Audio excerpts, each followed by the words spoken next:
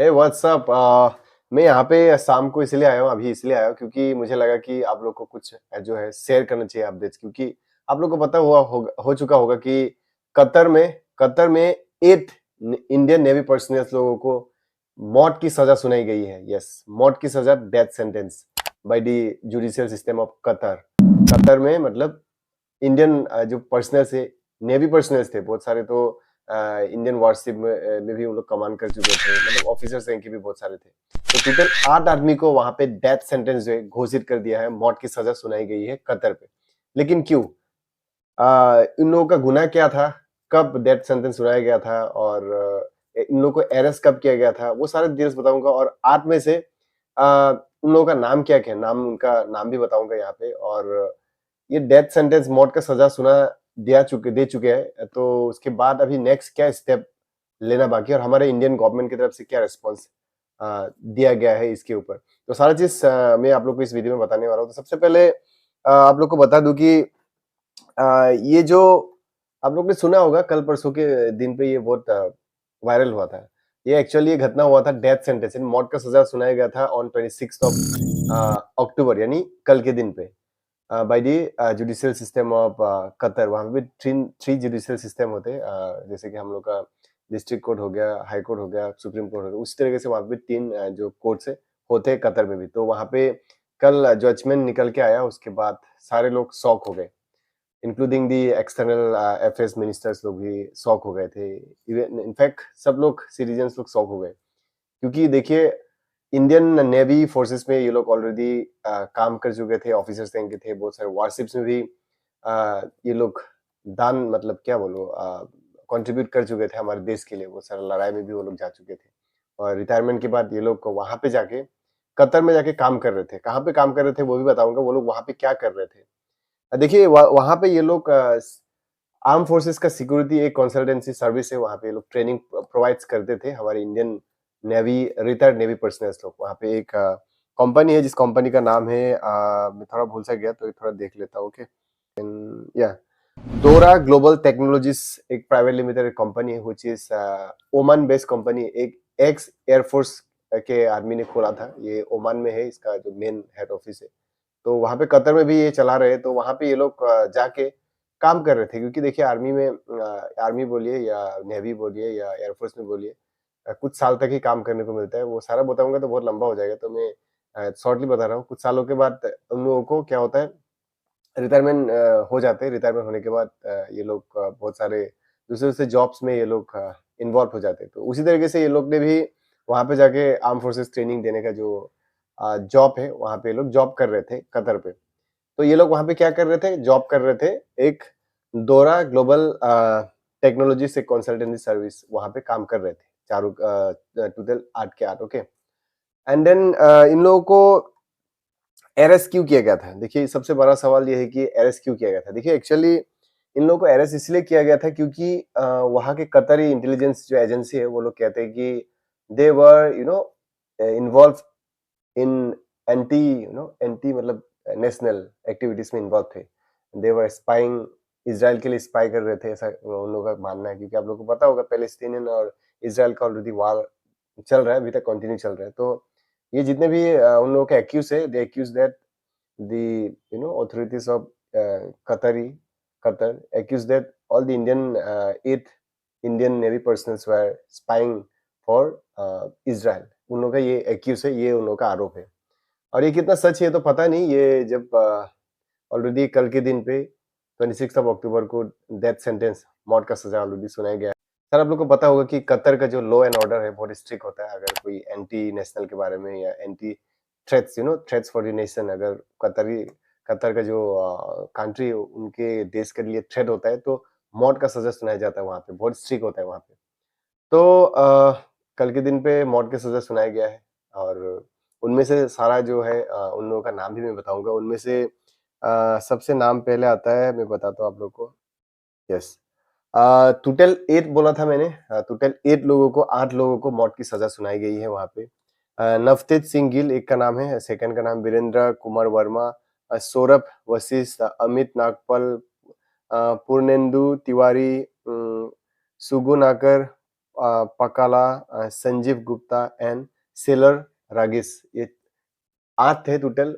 उन सबको death sentence मतलब मौत की सजा सुनाई गई है। बहुत दुःख भरी बात है। देखिए हमारे हमारे जवान थे या जवान है, रिटायर हो चुके, फिर भी तो हमारे देश के लिए कंट्रीब्यूट किया था। हमारे देश के आदमी, हमारे नेशनल्स, हमारे सिटीजन्स हैं।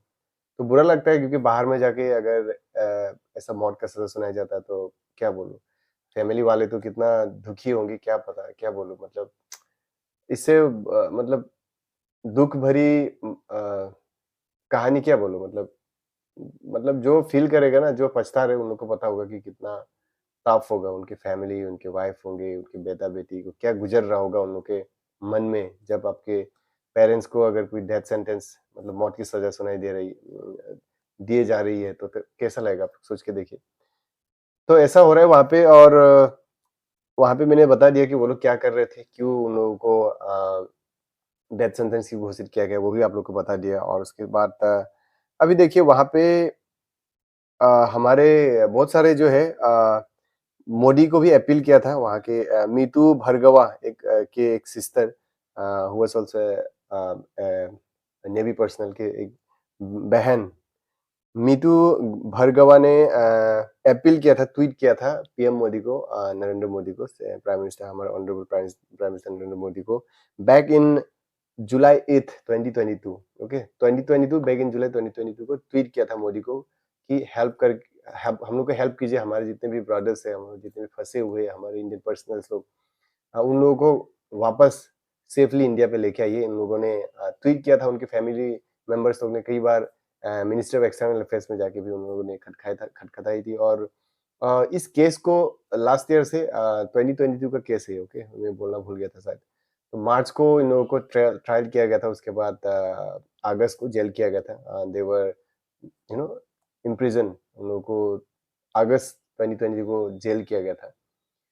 तो तब से मतलब हमारे इंडियन के जो एक्सटर्नल अफेयर्स मिनिस्टर्स है, वो लोग भी अच्छे से देख रहे हैं, मतलब इसको प्रायोरिटी के साथ देख रहे थे। लेकिन अचानक से ये मौत का सजा सुनाई गई, ये पब्लिक डोमेन में कभी न्यूज़ में कहीं मतलब कुछ छपा भी नहीं था। अचानक से ऐसा जजमेंट सुनाए उन लोगों ने।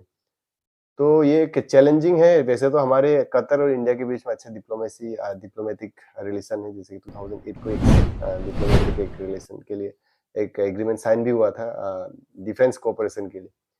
तो वैसे देखा जाए तो देखिए रिलेशन इंडिया और कतर के बीच में अच्छा रिलेशन है, लेकिन बात ऐसा है कि देखिए जब नेशनल थ्रेट्स, नेशनल सिक्योरिटी की बात आ जाता है तो रिलेशन ठीक होने से भी मतलब अ, उसको जो लॉ एंड ऑर्डर है उसको मेंटेन करना ज़रूरी हो जाता है, ऐसा हो जाता है। लेकिन देखिए पता नहीं अभी क्या होगा, ये ऑलरेडी मतलब मौत की सज़ा तो सुना ही चुकी है कल के दिन पे 26 ऑफ अक्टूबर को। अब क्या करें? अब आगे क्या कर सकते हैं? हमारे अगर इंडियन गवर्नमेंट अगर चाहे तो अब क्या कर सकते हैं? देखिए हमारे दिल्ली की तरफ से और हमारे मिनिस्ट्री ऑफ एक्सटर्नल अफेयर्स जो होते हैं, वो लोग ने भी उन लोगों ने भी बहुत सारे कई बार कोशिश किया था, उन लोगों ने बेल के लिए भी ट्राई किया था बहुत बार, लेकिन उन लोगों का जो बेल है, वो हमेशा रिजेक्ट कर दिया जाता है, कतर की तरफ से एज़ पर दी न्यूज़ ओके, एज़ पर दी सोर्सेज़। तो बहुत बार कई बार बेल के लिए अप्लाई भी किया था, लेकिन बेल रिजेक्ट हो जाता है, तो ये हो नहीं पा रहा था। लेकिन भरपूर कोशिश किया हमारे इंडियन गवर्नमेंट की तरफ से और अभी भी कर रहे हैं, प्रायोरिटी के साथ ले रहे हैं। अभी एक ही उपाय है, आप लोग को क्या लगता है अगर ऐसा होता है तो अभी क्या रास्ता है? देखिए वहाँ के जुडिशियल सिस्टम ने तो अ, मौत की सज़ा ऑलरेडी घोषित कर चुके हैं, तो अभी क्या करें? अब नेक्स्ट करें तो क्या करें? देखिए अब इंटरनेशनल कोर्ट ऑफ जस्टिस जो नीदरलैंड पे हेग पे है, वहाँ पे जाके अप्रोच कर सकते हैं। अगर वो लोग अगर अब क्योंकि देखिए कतर इज़ ऑल्सो नेशंस का मेंबर है। Qatar Qatar is also member of United Nations, तो यूनाइटेड नेशंस के मेंबर है, तो अगर इंटरनेशनल कोर्ट ऑफ जस्टिस अगर अप्रोच करने के बाद वो लोग अगर जजमेंट देते, तो ये रोका जा सकता है, एक होप है। और इसको और अगर फिर से रोकना चाहे तो दूसरा क्या ऑप्शन हो सकता है? देखिए दूसरा option as per my concern okay, from my perspective, मैं अपना पर्सपेक्टिव से बोल रहा हूँ, देखिए मेरे नॉलेज से बोल रहा हूँ।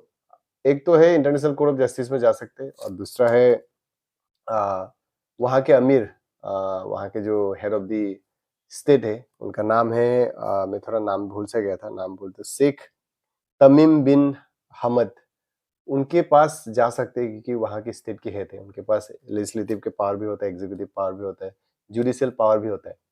तो इफ ही वांट अगर वो चाहे तो शायद से वो मौत का सजाए जो है इसको अ, मतलब जो इसको डिसमिस कर सकते हैं, डिसमिस करके कुछ सालों तक सजा दे सकते हैं, व इसको खत्म भी कर सकते हैं, उनके हाथ में ये पावर होता है। तो अभी पीएम मोदी भी बात कर रहे हैं, हमारे honourable prime minister of India Narendra Modi ji भी बात कर रहे हैं, और एक्सटर्नल मिनिस्ट्री के जितने भी मिनिस्टर्स है, जितने भी अथॉरिटीज है, वो सारे बात कर रहे हैं, बातचीत चल रहा है। लेकिन सजा तो ऑलरेडी दे चुके हैं, लेकिन ये 2 ऑप्शन है, इंटरनेशनल कोर्ट ऑफ जस्टिस में जा सकते हैं, या नहीं तो अगर ऐसा हो सकता है कि हमारे देश के prime minister honourable Narendra Modi ji का बात वो सुन ले।